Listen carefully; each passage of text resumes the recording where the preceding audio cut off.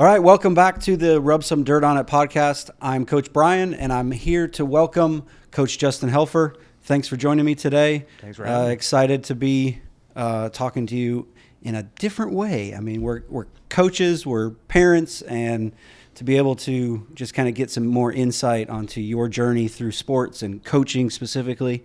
Very excited about that, so thanks for being here. Yeah, man. Appreciate you having me.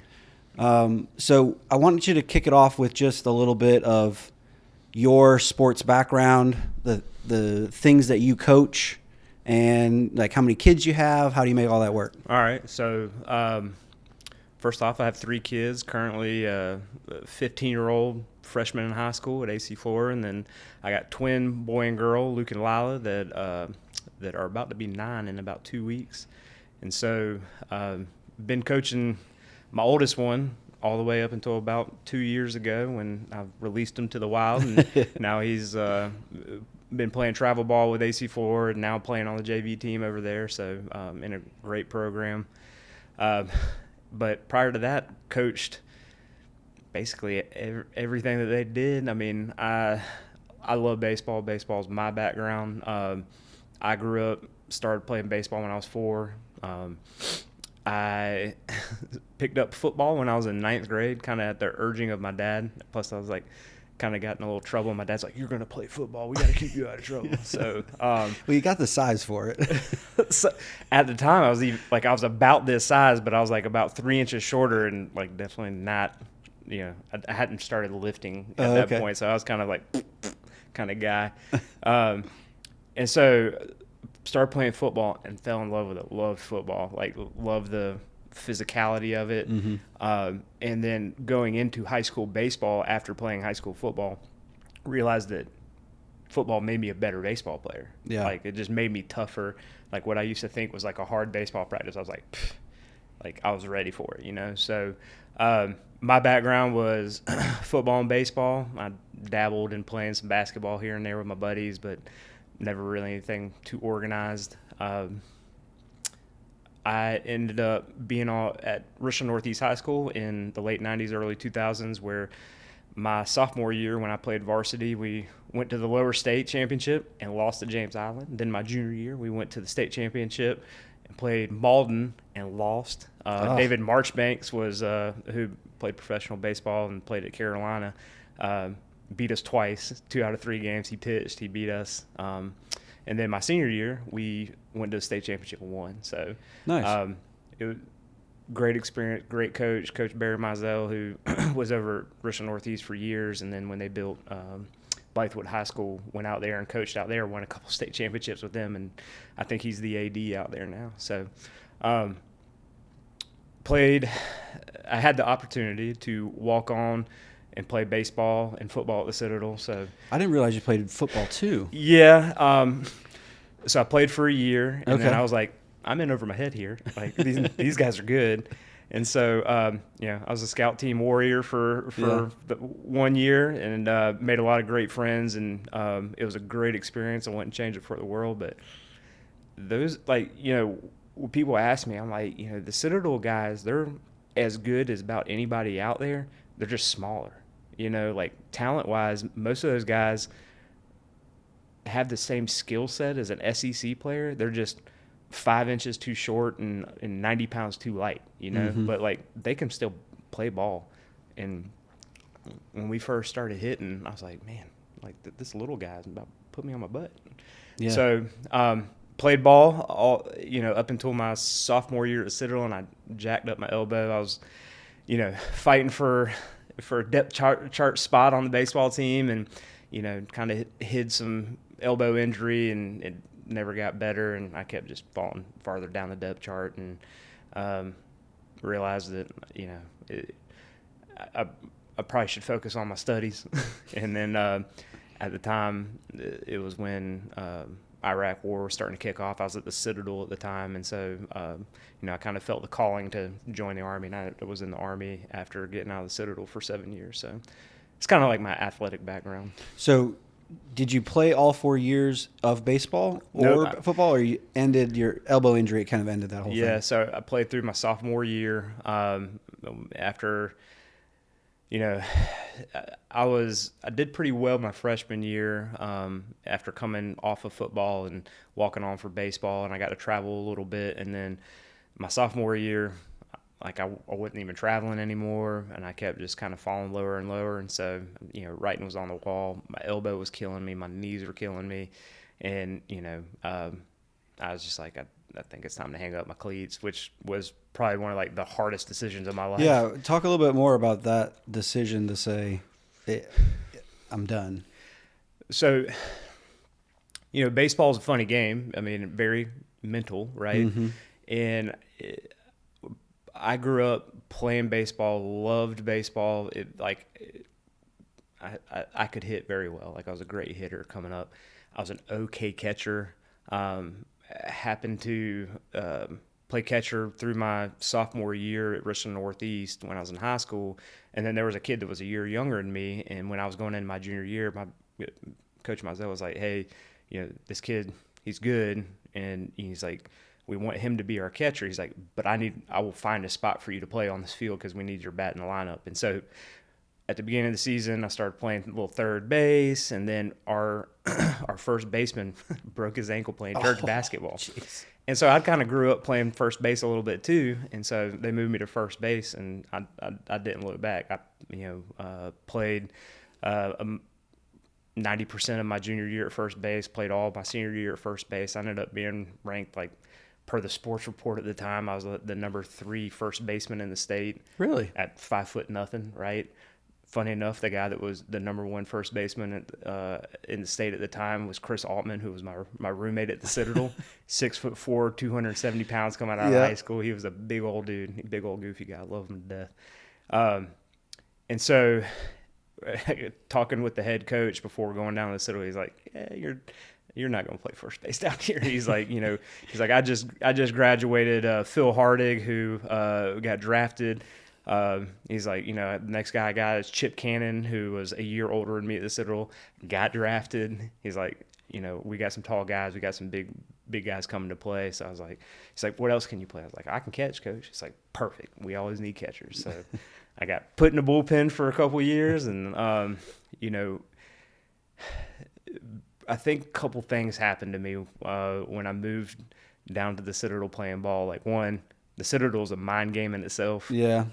And so going from playing football and going to playing baseball, being in my freshman year, like, I wasn't all mentally there. Like, I wasn't mentally prepared and focused to play baseball at that level as I should have been.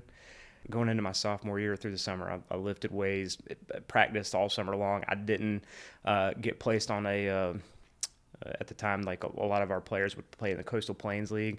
I didn't get a chance to play in any summer ball, so I just worked out and tried to get stronger and tried to get faster and hit and did some stuff on my own with one of my buddies that played at Winthrop. And so going into my sophomore year, I got out there and I lost my mind. I got the worst case of the yips. Like, I was playing catcher and I could not throw the ball back to the pitcher. I don't know if you ever watched Major League too. Like, the guys started making fun of me, calling me rude. They were like, because I would have to get up and fire it back to get it on target back to the pitcher, and it messed with my head. And so having to do that and then bullpen catching and all this stuff, my arm was wrecked. And physically probably could have overcome it and done all this stuff, but mentally, what we were kind of talking about earlier, the guys that were the dudes down there loved it.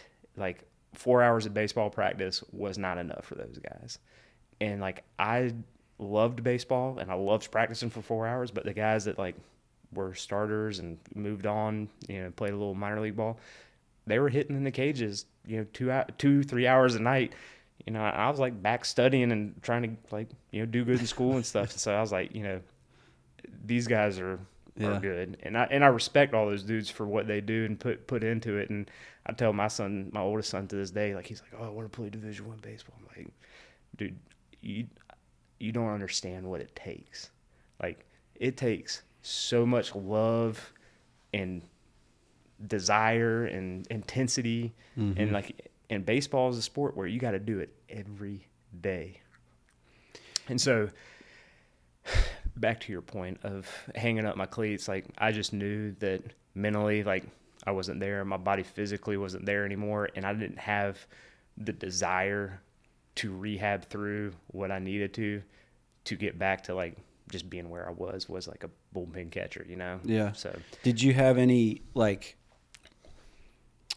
I don't know how to describe it, but oftentimes when you get to that college level, and then certainly more so in the pros, because you've been doing it so long, that the idea that you're not a baseball player anymore. Oh, dude.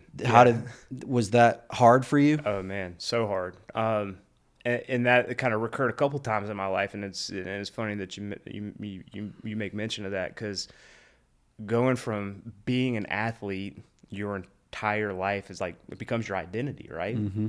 And that's like who you are and what you do. I was like kind of lost as a person. Like, I don't play sports anymore. Like now I'm just a guy that goes to the Citadel, right? Like, which was okay. Like being a guy that goes to the Citadel is it's fine and still respectable. But then I graduated the Citadel, and I was like, now I'm a guy waiting to go in the Army. And then like I was in the Army, and I had an identity for a while with the Army, and then got out of the Army, and then I was like, I've gone through my life, and I've like had things to identify as, Mm-hmm. and then like, now I was kind of lost. And so what I've always kind of pointed out to to my son, just to remind him, is that you'll go through life, and sports are super important. I love sports as much as anybody else, but you can't make it your identity. You can't make it who you are, because it's going to let you down someday. And it's not that I have a bad taste in my mouth with playing sports in college or anything like that. It's just, it doesn't fulfill you, right? And then Mm-hmm. like people that identify themselves with their jobs, that's one day going to be gone and let you down. So I'm a pretty faithful person. I'm not outward, like people are like kind of like, hey man, like you're not like an overt Christian, but I am, and I love the Lord and Jesus with all my heart. But I always tell my son, my oldest son, like, that's not going to let you down. Like, Right. Putting your faith into the Lord, being with Jesus is always going to be there for you. And that part, I want to instill into him, into my younger children, and anybody else that listens, that's what's important. Because I've been lost. Like, it's tough because you've identified as these things, and these are worldly things that they let you down and you feel empty. But the Lord's never left me feeling empty. And so I try to instill that into my son. And when he has tough ball games, like football and baseball that he plays, like I'm like, like I get it. Like I've felt that feeling before, but just remember, like, There's more to it. More to it, right? Yeah. There's definitely more to it. So how would you describe, did you do any coaching before you had kids, or was it, Not really. Like, so at the Citadel, we would run some camps Mm-hmm. for, the local communities and stuff, just as kind of like some outreach. I help out with that. I helped out like with my high school coach sometimes when I was in high school, but never like coached. I always wanted to though. Like I always like my dad always coached me, and like I know on a bunch of your podcasts, like that's kind of like everybody's dad's always done that. My dad was a coach. Funny enough, my dad also went to Citadel, and he played football. He did track and played soccer. Wow. Yeah, and so he played baseball growing up, but wasn't that good. But my dad's dad loved baseball, and so like my dad wanted me to play baseball. He's like, this is going to be your sport. He's like, wait to play football because we want your brain to be intact. That's right. So, it was funny. My dad was always out there. My dad wasn't the best baseball coach, like knowledge wise, but like teaching, like you got to be tough to play. You got to be tough to be be an athlete. Like that's kind of what he instilled into me, and that's how I kind of coach now. Like I think playing football and then going to the Citadel and being in the Army is kind of like reinforced that. So like when I coached, like I wouldn't say it's like mini boot camp, but like it's very structured, and like I want my kids to listen, and if they're acting silly, like when I have a bunch of like 7-year-olds, like have the attention span of a gnat, acting silly. I'm like, okay, go touch the foul pole and come back and see me, you know? Yeah. So I always wanted to. I never really had any exposure, and I was very like reluctant to do it. And then when James was, I think he was 7 when he actually started playing baseball.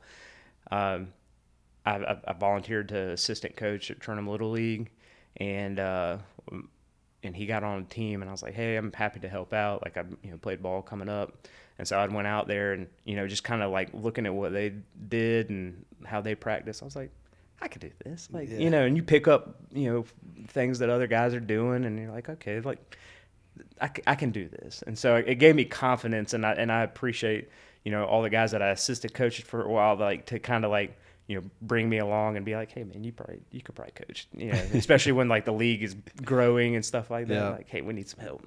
So I always had the desire to, and I was kind of nervous to do it, funny enough, but I've loved it, ever since James was 7. So I've been doing it for like 8 years. Yeah. Do you guys what other sports do you guys do? Okay, so James does baseball and football now. Right. He started playing football when he was in 8th grade. I never really coached him on that.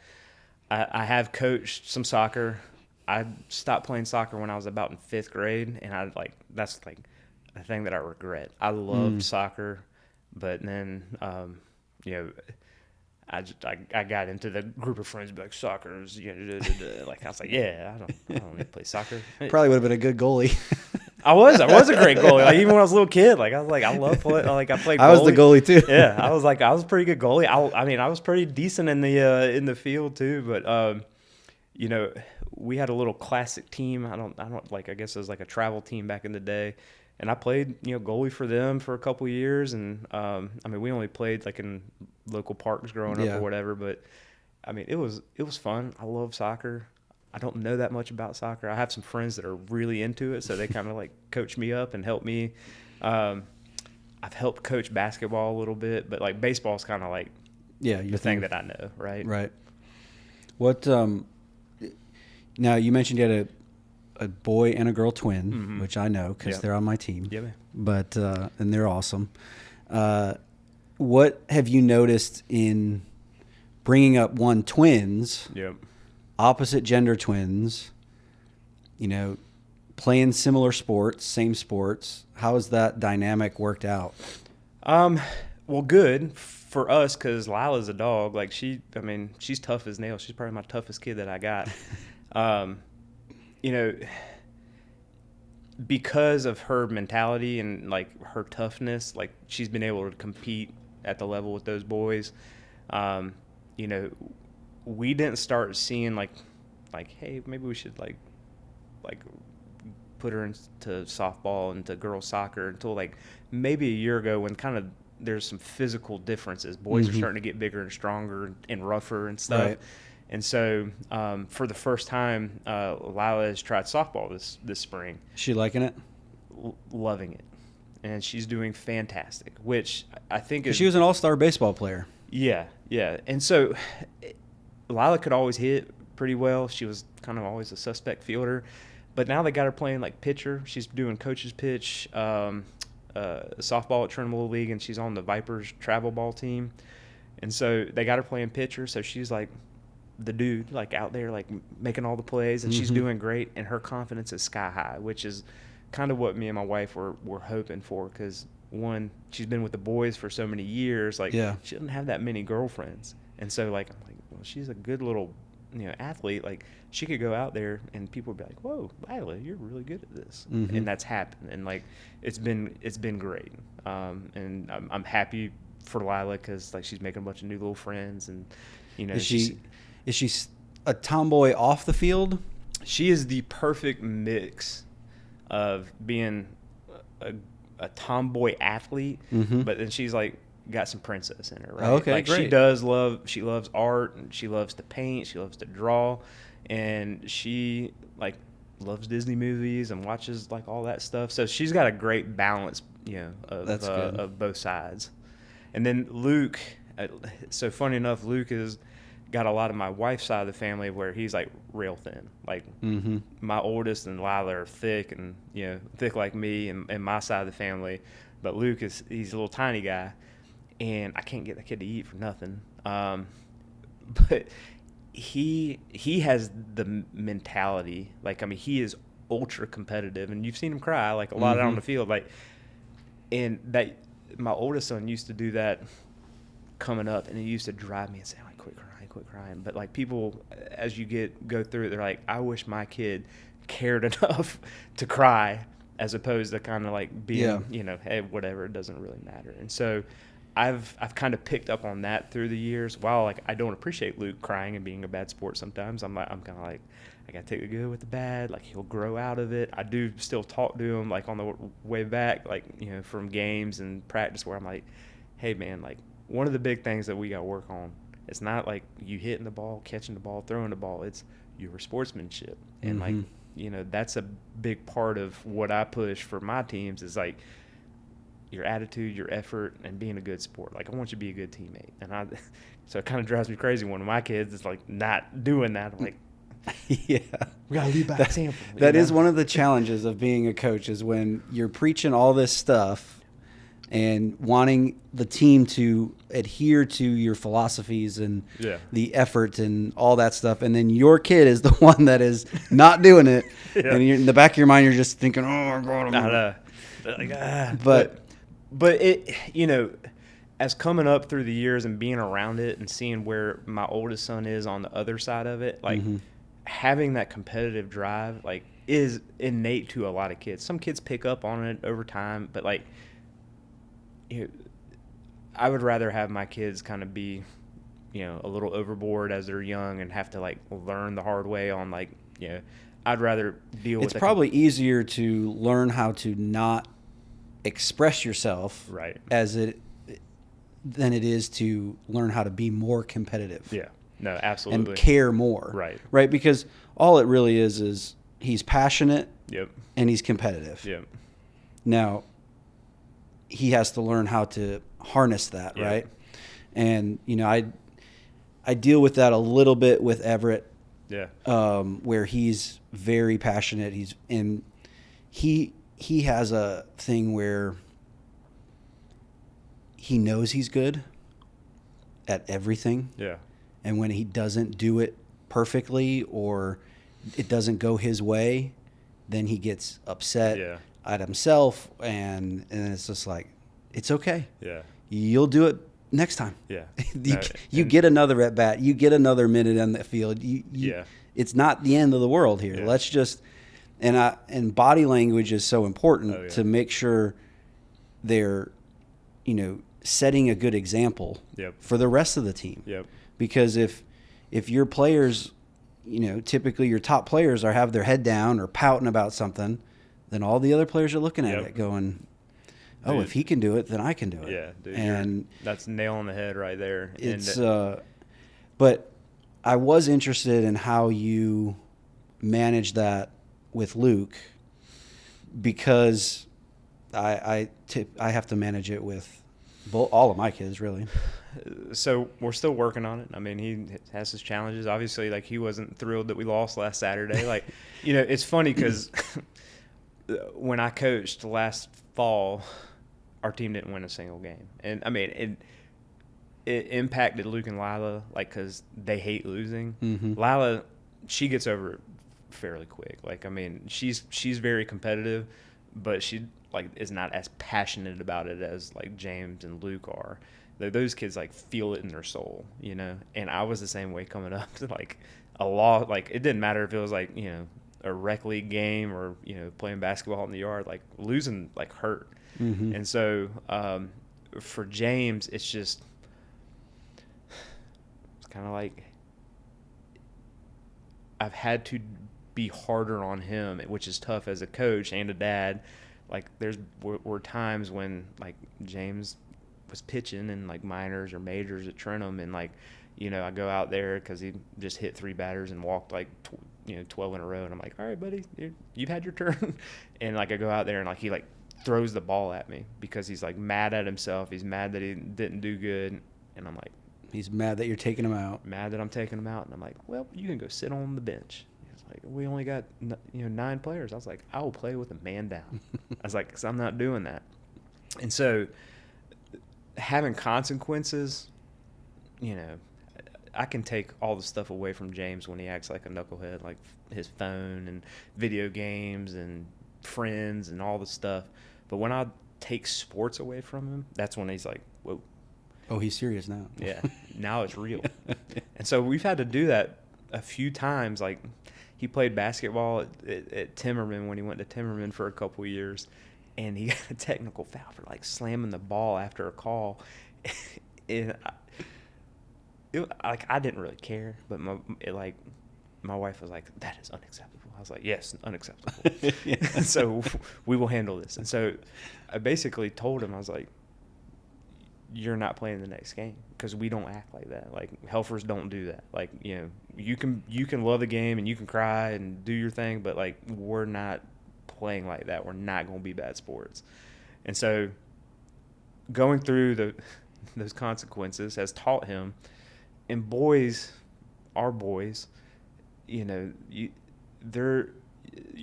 hardest thing is to keep them on the right path. Because me growing up, I had to always learn the hard way multiple times. And it's like keeping them on the path, and as they veer off, just whacking them with the stick to keep them back on. And you're like, I got to get them back on the path. And so it's just consequences and reinforcing and kind of sticking with your mantra of, like, hey, if I'm telling everybody else we're doing this, you got to do it too, and I expect you to do it better and more into what I'm saying, because, like, you're representing me and the Helfers. There's not many of us around, like, so when a Helfer does something wrong, people are gonna be like, hey, that's your kid. Yeah. So I don't know, it's just general consequences and sticking to it. So how would you describe your coaching philosophies? Man, so listening to your previous podcast, like, the guys that you got on, like, they nail it. I like Brandon Bookstaver, like, play the game the right way, or I can't remember exactly if that's the what he preaches, but something along those lines. Like, PGRW is his thing. That's right. Yeah. And so I think that is a great way to put it, into like into a mantra, into like a philosophy. I don't like to teach kids, like, bush league ways to win at Little League. I want to teach them how to play the sport. I'm a fundamentals guy to death, like, and I probably, like, impact my team's ability to win on the first, like, quarter of the season, because I'm going to give you 1 million ground balls. You're going to take 1 million swings, like, and then we're going to learn baseball, like, like all the nuanced situational stuff. And baseball is the hardest game to teach to anybody. And so, like, I like to start off with fundamentals and just teach kids to do the small things right, and then go into all the situations of baseball. And you get lost in that stuff, because, I mean, there's 1 million different situations. There's new things happening all the time with baseball. But just teaching kids that,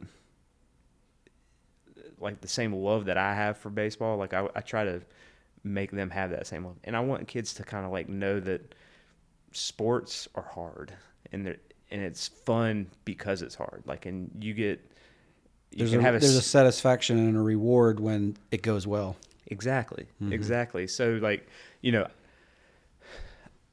I look at it different ways through different years and different times of year. So, like, Trinity League during the fall, I look at it as a teaching season.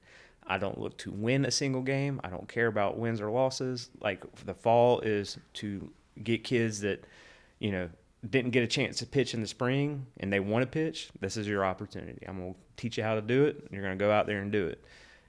We're going to get kids into different positions to see, like, so that, like, the kids that played outfield all spring long get a chance to play infield and prove themselves, and actually see, like, hey, is this something that I could do and I like and want to get better at?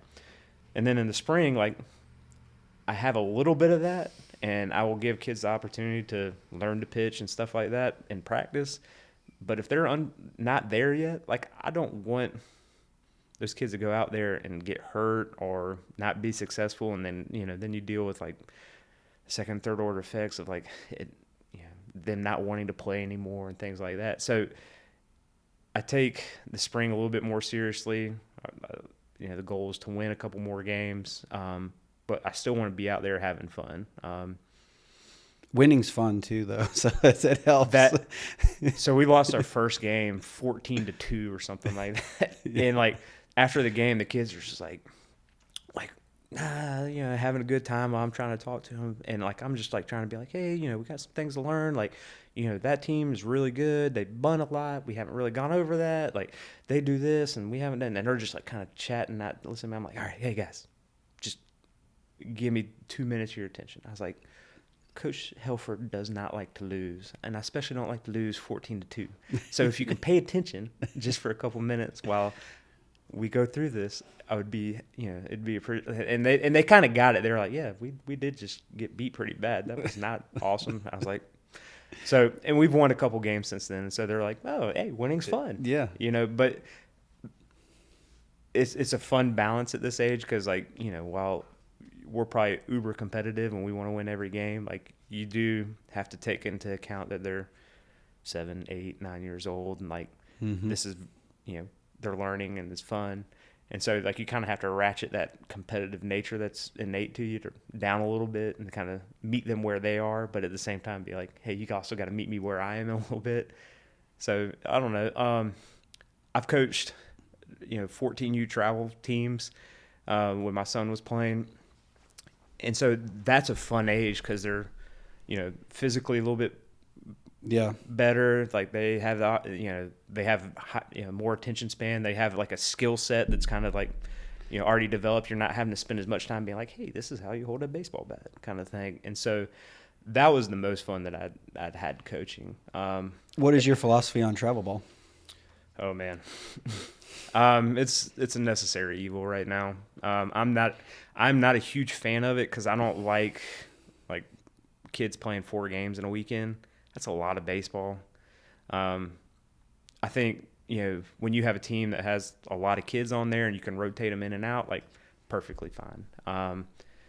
And I think, Brandon's done a good job with the rise, and especially having some more kids on there to rotate in. Like, I don't think any one of those kids are getting overworked, and they're learning how to play baseball. And again, baseball being a repetitive sport, they're getting practice and more reps, and that's what you need if you want to get better with baseball.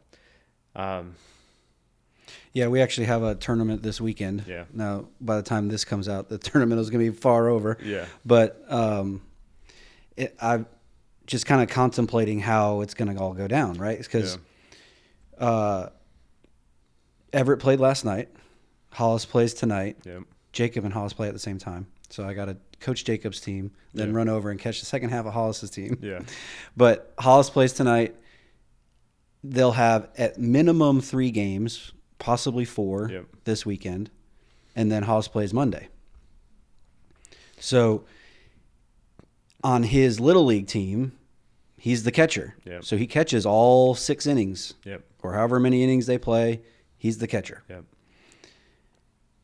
It's good because so when he's on the travel team, it's great that there's other skilled players, so he doesn't have to catch the whole time. Absolutely. So he's actually going to play center field, which he is actually really good at tracking fly balls.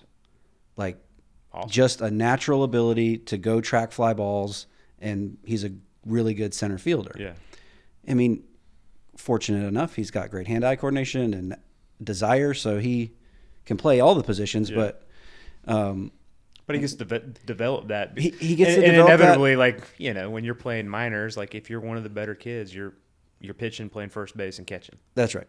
And but this is going to be an opportunity for him to just not feel the pressure of catching all the time. Go out, play center field, have fun, and I'm sure he's going to catch a handful of innings throughout the weekend, but it's not going to be the entire game. So it breaks it up a little bit, lets them use a different skill set. Yep. And I guess the team we're playing first, the last time we played them, they hit a bunch of balls to the outfield. So we need someone who can catch them. Yeah. No, and from those aspects of travel ball, like, I mean, the competition is much better. Like, you know, rec league is fun because it's, you know, your friends, it's your community. Like, and that's why I've always been at Trinity Little League. Like, I mean, you know, going to PBL or, you know, being strictly travel ball, I've never had interest in it because, like, that's my community. I live, like, right around the corner from Trinity Little League. Yeah. And so, you know, with travel ball, I think, like, so when James was coming up, like 8U, 9U, 10U travel ball wasn't even on our radar and wasn't on anybody's radar at Trenum at the time. Mm-hmm. And then James was on the Blue All Stars in Coach's Pitch, and we went to the state tournament much like y'all did, you know, last summer. And guess who we lost to? Northwood. And so, you know, we're like, man, that's a good team. They're like, oh, they play travel ball. And to me at the time, again, I was like kind of newer to being a coach and, you know, the rec league life. I was like, man, these kids are that young playing travel ball. That's wild. And sure enough, the next year, teams that we had beat Irmo, like, I mean, we beat Irmo in Coach's Pitch. We, you know, some of the other teams in Coach's Pitch that we kind of killed. We got to minors and got embarrassed. I mean, 40-1 embarrassed. Wow. Like, teams that, like, we had played the previous year because they were playing travel ball. They had played all year together, like, you know. And so all of a sudden, like, at 11, like, all the coaches were like, we need to be doing the same thing. And we're like, and I was like, oh, man, we're already starting travel ball, like, at 11. This seems crazy. But you almost had to do it to be competitive. Right. Even within, you know, All-Stars and Rec League and all the stuff. So it's a part of it. And you know, I liked it because we did travel ball as a community. Like, it was all the Trenum kids that were on the All-Star team together. And, you know, so it was still palatable for me. Like, James, then he's played on multiple other travel ball teams where we did, like, Garnet and Black, where we it was a hodgepodge of different kids from all over the city. And you get to know different people, which is nice, and different coaching styles and philosophies and exposed to different things, which is good for the kids. But it's a lot of baseball in a short period of time. And, you know, 4 games and, you know, possibility of 4 games in 2 days. When you're just playing like 9 or 10 kids, it can be a lot, and that's a lot on people. Yeah, and I think it gets back to the parents having to manage it. Absolutely. And be intentional about managing it, right? Like, I am very aware that Hollis is going to probably play 5 games in 4 days. Yeah.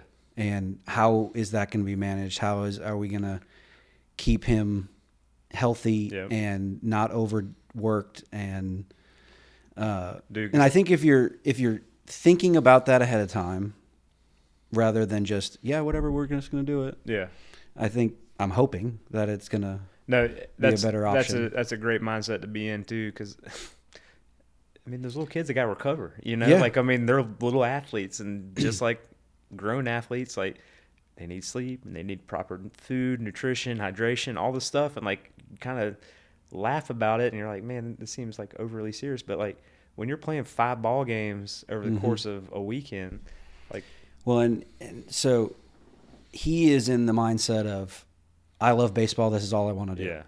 And I'm all for that to an extent. Yeah. Like, we are going to play multiple sports. Yep. We are going to be mindful of our workload. Yep. You also have to get good grades, but so he is in that mindset right now of, I love baseball and everything I want to do is baseball. The only game he plays, probably because he only has like 3 games on his Nintendo Switch, is baseball. So he's constantly playing baseball on Nintendo Switch. He's watching baseball on TV, watching the Savannah Bananas. I mean, he is all in on this. And so I love that though. Dude, I'm like, and I warned him ahead of time. I'm like, look, we got the tournament. We also have a soccer game. So I will let you choose. Yeah.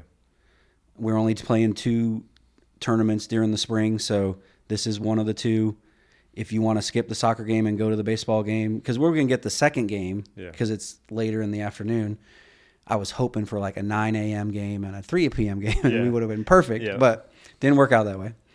So Hollis is going to go to the baseball game. I would talk to Everett because they're on the same travel team. And I was like, Everett, I talked to Coach. You will be the first pinch runner off the bench, but you're probably not going to play a whole lot. Yeah. Because he's 2 years younger, playing up. And so why don't you go to the soccer game, play your soccer game, and then you'll definitely be there for the second game. Yeah. And then you'll be there all day Sunday. Yep. He's like, all right, I'll do that. Yeah. So he's a stud little soccer player. I was obviously I was impressed with him when he was playing All-Stars with Luke and Lila's team last year. I was like, man, for a young kid, like athletically, very athletically inclined, right? I mean, a good athlete. And then watching him play soccer the past couple weekends, I'm like, man, I mean, he's even better at soccer. I know. He asked me one day, he's like, which is my best sport? I was like, man, it's a good question. Yeah. I was like, probably baseball, because you can do more. Yeah. He's a good hitter, fielder, runner. He's closer to that 5-tool thing, right? Right. Obviously, he's 7, but taking that with a grain of salt, but he can do more of those 5-tool things. Yeah. And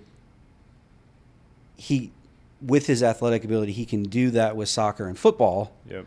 But if you look at the well-rounded football player, he's not quite there yet. Yep. And soccer, he's not quite there yet. Yeah. But his natural ability. Yeah. I mean, it's skill set stuff. It's just spending the time to do those things. He would get there. He has those tools to do it. So we're excited to. He's going to play soccer tomorrow, and then we'll rush over to the game. And we're in the same boat. So Lila's got a 5:30 softball game. Luke's got a 7:30 baseball game tonight. And then Lila's playing her second travel softball tournament. We're in Aiken tomorrow. Oh. So are you guys not going to be there tomorrow? I don't think so. So we got that. Lila's got a game at 10 and 12. So Lila definitely won't be there. If we can't find my mom or dad to take Luke to soccer, he's going to have to go with us. And then my oldest kid's got a JV baseball game at 5:30. So we're it's all over the place, man. It is. And it's I looked at soccer this season as, hey, this is going to be a total fun season. Yeah. We got half of our team is playing up, the other half and 3/4 of the team play baseball. Yeah. So this is just a fun something else to do to keep us not in baseball mode all the time. Right. And that's the same. So Lila loves soccer. Oh. Lila loves soccer. That's her favorite sport. Luke's favorite sport is actually basketball. For a little short, shrimpy kid, he's actually a decent little basketball player. But he so it goes for Luke is basketball, baseball's close second, and then he tolerates soccer. But he's actually pretty decent at soccer. He is good at soccer. Yeah. He's got a lot of those foot skills too. Yeah. And it's almost like his feet are too big, actually. Yeah. And so he tolerates soccer. Lila, she likes baseball, softball, but kind of tolerates it.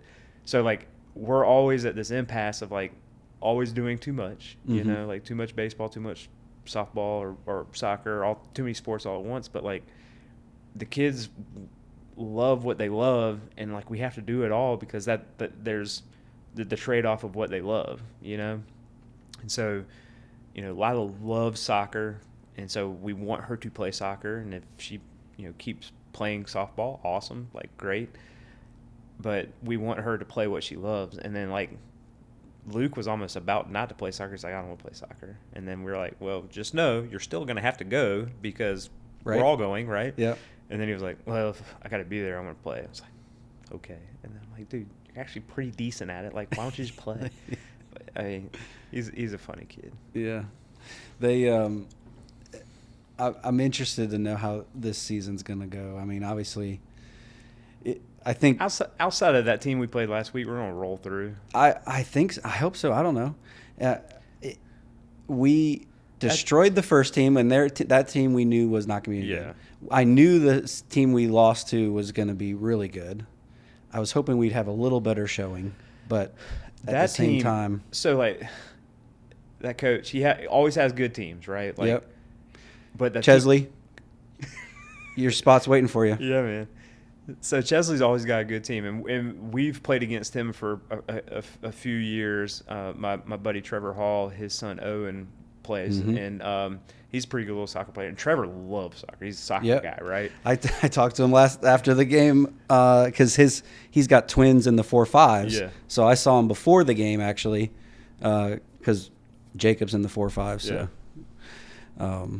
Yeah, he's a great guy. Yeah, no, he's an awesome guy. And so, like, Luke and Lila played on his soccer teams, but because Owen was always, a year younger, like, Luke and Lila would always, like, move up for a half season. And, they'd always have some random coach, which we'd had good luck with, like, being on pretty decent teams, guys, like, that knew soccer, and they learned a lot. And then last year there was nobody to coach, and Lane was like, hey, man, can you coach? I was like, dude, I haven't played soccer in forever. I was like, I'm a good assistant. He's like, well, we need a coach. I was like, all right. So I did it, and we were not good. But I also had, like, a few kids that, like, barely showed up to practice. And so, like, getting at games, it was like they were deer in headlights. And so it was kind of a struggle. But when Trevor's team a couple of years ago played Chesley, like, I mean – I don't think we could play on the Saturday, so we ended up playing, like, on a random Sunday. And, I mean, it was, like, a dogfight. Like, I mean, like, it was a great game. I mean, for, like, a bunch of, like, 6 and 7-year-old kids, it was a well-played game. Yeah. And I think we ended up losing, like, 2-1 and, like destroyed Trevor. But it was a great game. And, like, Chesley then was like, man, like, the pace of what y'all play at, like, I mean, my kids were having a hard time keeping up, and I mean, he always has good kids on his team, and I mean, that was the same thing yesterday. Like, not only did he have normally the same kids he has, but he also picked up a couple kids that we've had on our team previously that are, they're kind of studs. Yeah, and I knew it going into it, and it's funny the coaching circle, right? Yeah, like we've actually been, you and I, kind of going like this, for a long time. Yep. And it wasn't until last spring, where we actually got on our kids were on the same all-star team.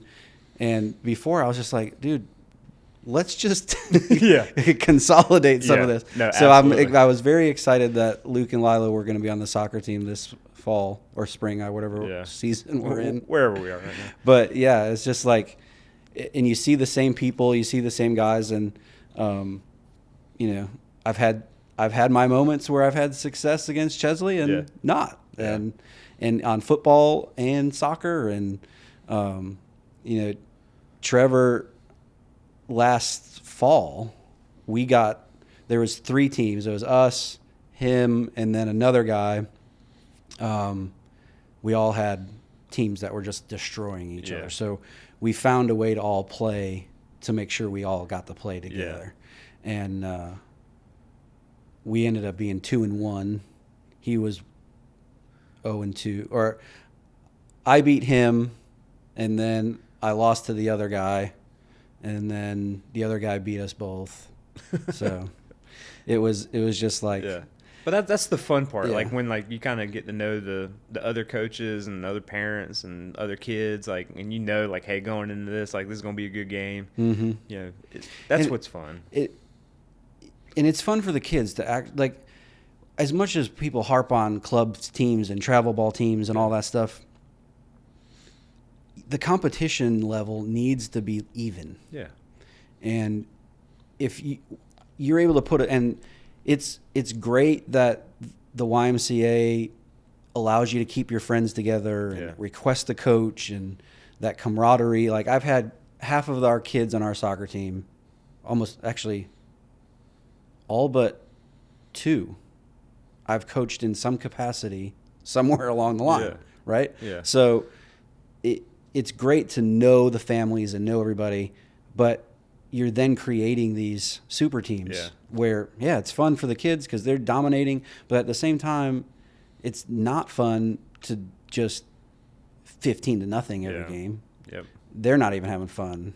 And so it's good to there are some other coaches out there that recognize that have kind of put their same thing together to say, hey, we got to play. Yeah. So it's challenging, and Yeah. that's in fun in itself. Absolutely. And it makes the kids better. Like, I mean, more competition. And I think what Brandon Bookstaver's done with the Rise and kind of engaging Richland County to do, its own travel thing, I think it's been great. Like, because, I mean, you can do travel the right way and, like not have the 4 or 5 games each weekend and,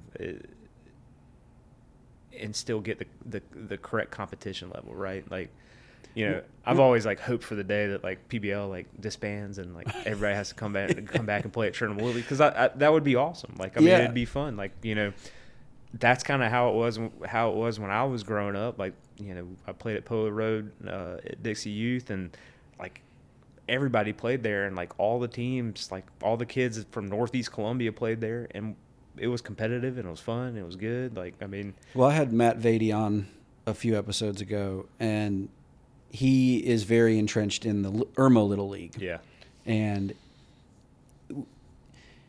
I was like, so what's the secret sauce? And he's like, yeah, the people and kind of the same thing. But he also was like, but you guys downtown, you got half of your talent split and going somewhere else, because PBL has a bunch of talented kids. Yeah. No, absolutely. It's a solid, great league. Yep.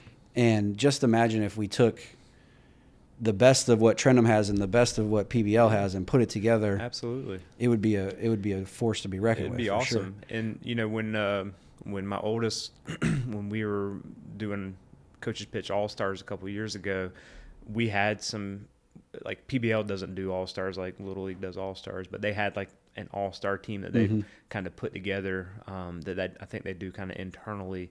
Anyways, we played against them, and it was fun. It was awesome. Like, again, they were like 7 or 6, 7, 8 or whatever the Coaches Pitch age was, but it was a fun competitive game. And like, now James plays with a lot of those kids in high school.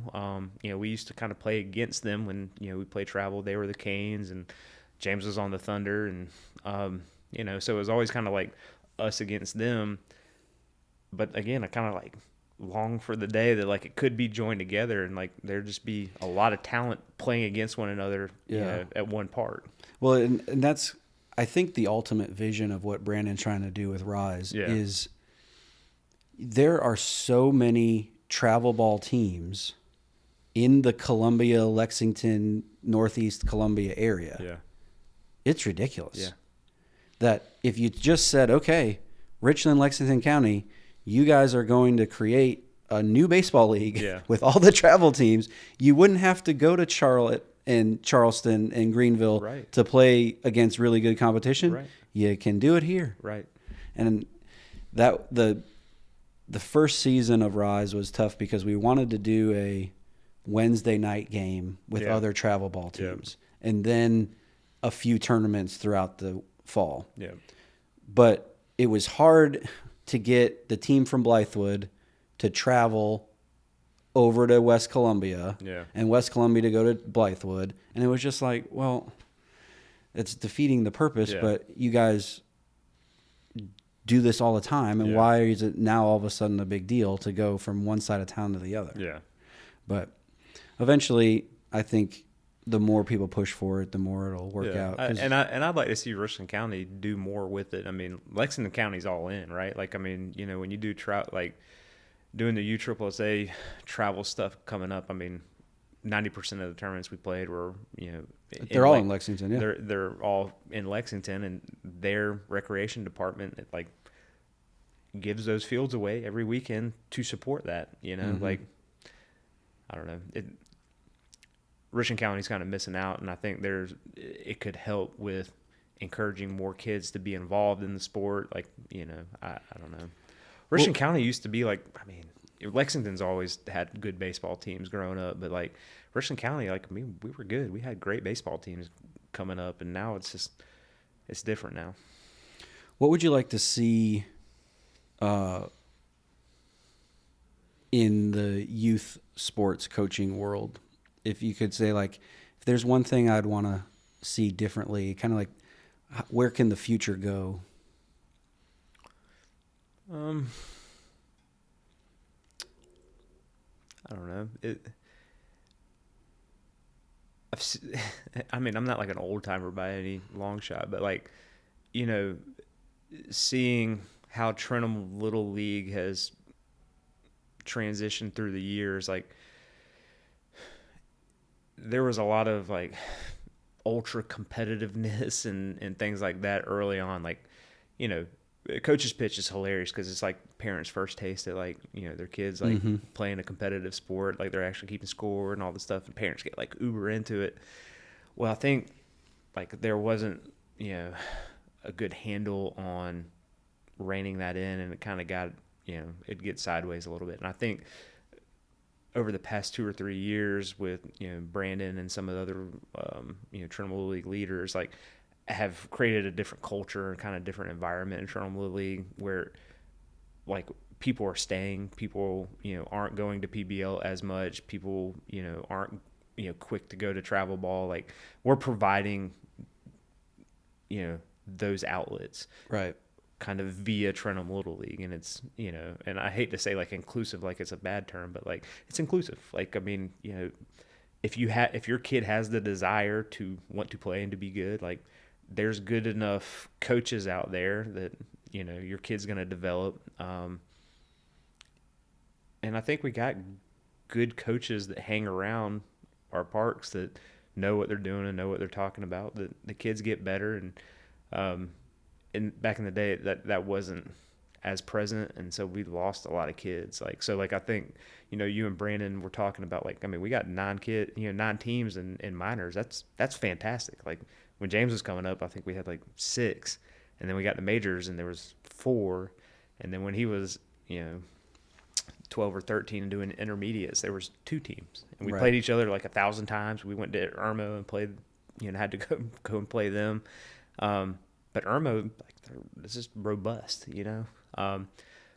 So I don't know. There's not much that I would say needs to be done different. I think Trenton Little League is doing a great job right now because they're keeping kids and they're keeping families, and I think that's important. Yeah, when you can see the growth that we've had over the last 4 years. Yeah, I mean, we've got to be doing something right. Right. And it's not just the facilities. I mean, it's not our facilities. I know. I mean, Irmo, that would keep people. Like, they got great facilities. Right. You know, and I think we're doing, I mean, God bless Lyle. Lyle Lee does, and those guys that help out with the fields do, you know, yeoman's work, because they are on those fields all the time, you know, making them better. And, you know, our facilities could use an upgrade. We could, you know. Absolutely. And that's when I ask people who were at Trentham and now they're at PBL, for example, why did you guys switch the facilities? Yeah. And it's like, yeah, but it's not that much nicer. It's not. And but there's more fields, and, you know, like, I think we have more fields now. Well, now, yeah, like, I mean all around town. Yeah. But it certainly makes it more convenient to coach. Yeah. Not having to go find your own field to coach on. Yeah. I know I'm at one of my practices at Perrin Thomas. There's a PBL team practicing on the other side of Perrin Thomas in the grass. Yeah. Because they just need any place to Yeah. practice, and it's like, well, there are a lot of advantages to Trentham, and Yeah. the board is doing an excellent job. They at are. No, keeping things straight and improving, and I'm very happy over there. Yeah. No, I'm I excited. think, you know, the past few years have been great, and I mean, you know, I'm gonna stay. Like, I mean, even if it gets real bad, like I love Trentham because it has provided so much to my kids, and I just, like, I guess I'm nostalgic in that way where, like, I grew up at Poa Road and played out there, and I remember, like, just being a little hood rat kid like playing wall ball against the sides of the dugouts while other kids played, and like you just kind of like hung out at the ball field. And that's what I want for my kids, is to be able to like go around the corner and like hang out at the ball field. Like I think that's what's important. And that's great. And that's one of the things that I've noticed too is, and I don't know if it takes place other places, I'm sure it does, but when you have a game and you get done with the game and you're out off the field and you see other coaches, other teams members that are hanging around and watching and supporting the other friends on the team, because by the time you coach as long as we have and play as many seasons as we have, most of the kids out there you've coached in some capacity. Yeah, absolutely. Like I look at the Tigers in the coach pitch this year and it's like, I've coached you, I've coached you, I've coached you, I've coached you. Yeah. And it's great to see them doing well, even though they're not on your team. Right. No, So, that's a great part of it too. well, I really appreciate this conversation, man. Justin. I end every podcast with a trivia question. I got a baseball one for you since you're a baseball guy. Thank you. What is the Major League Baseball record for RBIs in one game? The most RBIs in one game. One game. And I'll give you bonus points if you can name the player.